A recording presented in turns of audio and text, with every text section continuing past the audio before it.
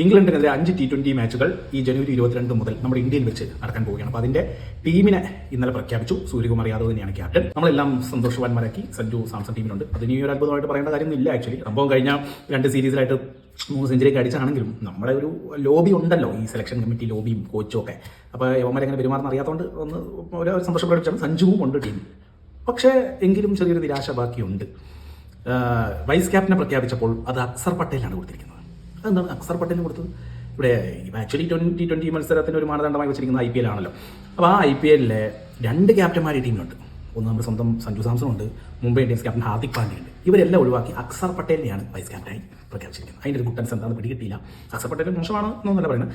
പക്ഷേ ഇവരെ കവിഞ്ഞുകൊണ്ട് എന്ത് പ്രത്യേകതയാണ് അക്സർ പട്ടേലിൽ കണ്ടത് എന്ന് നമുക്കറിയത്തില്ല.